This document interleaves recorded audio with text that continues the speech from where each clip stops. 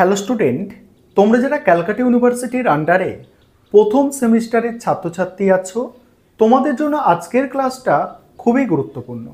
আজকের ক্লাসে তোমাদের কনস্টিটিউশনাল ভ্যালু সাবজেক্টের মক টেস্টের প্রশ্নপত্র নিয়ে আলোচনা করব।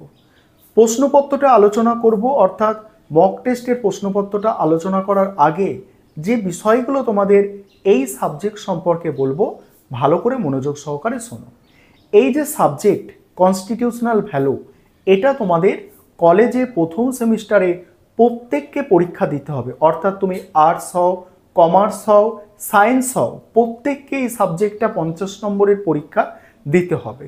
আর এই সাবজেক্টের কোনো ছোট প্রশ্ন হয় না, সম্পূর্ণ বড় প্রশ্ন। অর্থাৎ দুটো মডিউল আছে, মডিউল 1 থেকে একটা 25 নম্বরের প্রশ্নের অ্যান্সার করতে হবে, মডিউল 2 থেকে একটা 25 নম্বরের প্রশ্নের অ্যান্সার করতে হবে।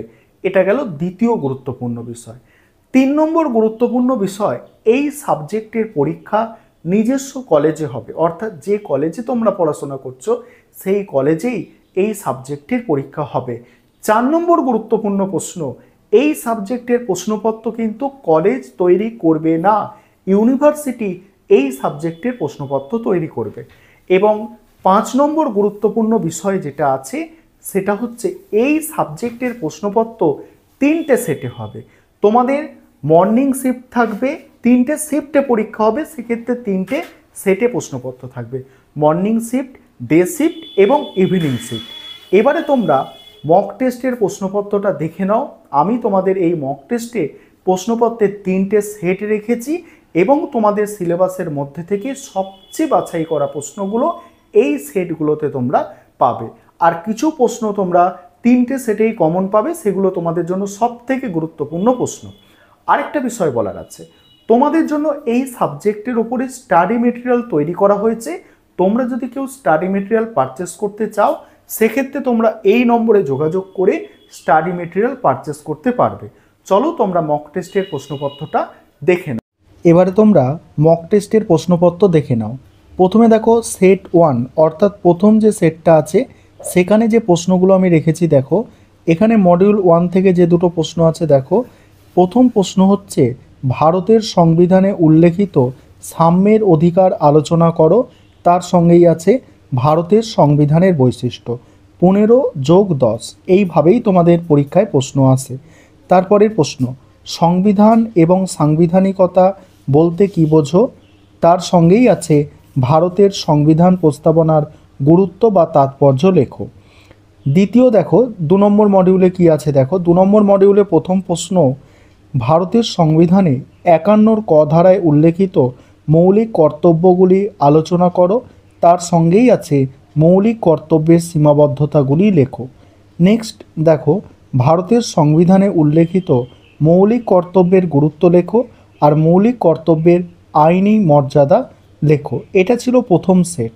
এবার 2 নম্বর সেটটা দেখো। 2 নম্বর সেটে মডিউল 1-এর প্রথম প্রশ্ন, ভারতের সংবিধানের বৈশিষ্ট্য আর তার সঙ্গেই আছে ভারতের সংবিধান প্রস্তাবনার তাৎপর্য বা গুরুত্ব। তারপরে আছে দেখো, আইনের অনুশাসন কাকে বলে, এর মূল নীতিগুলি লেখো, তার সঙ্গেই আছে ভারতের সংবিধানে সার্বভৌমিকতা ও সমাজতন্ত্রের অর্থ লেখো। মডিউল 2-এ প্রথম প্রশ্ন, ভারতের সংবিধানের 51 ক ধারায় উল্লেখিত মৌলিক কর্তব্যগুলি আলোচনা করো, তার সঙ্গেই আছে মৌলিক কর্তব্যের সীমাবদ্ধতাগুলি লেখো। নেক্সট দেখো, ভারতের সংবিধানে উল্লেখিত মৌলিক কর্তব্যের গুরুত্ব লেখো আর হচ্ছে মৌলিক কর্তব্যের আইনি মর্যাদা লেখো। এবার 3 নম্বর সেট। 3 নম্বর সেটের প্রশ্নটা দেখো। 3 নম্বর সেট যেটা আছে, প্রথম প্রশ্ন দেখো, ভারতের সংবিধান প্রস্তাবনার তাৎপর্য বা গুরুত্ব, তার সঙ্গেই আছে ভারতের সংবিধানে উল্লেখিত স্বাধীনতার অধিকার আলোচনা করো। দ্বিতীয় প্রশ্ন, আইনের অনুশাসন কাকে বলে, এর মূল নীতিগুলি আলোচনা করো, ভারতের সংবিধানে উল্লেখিত ধর্মনিরপেক্ষতা ও প্রজাতন্ত্র সম্পর্কে সংক্ষেপে লেখো। 2 নম্বর মডিউলে দেখো। 2 নম্বর মডিউলে সংবিধানের 51 ক ধারায় উল্লেখিত মৌলিক কর্তব্যগুলি লেখো, তার সঙ্গেই আছে মৌলিক কর্তব্যের সীমাবদ্ধতা লেখো।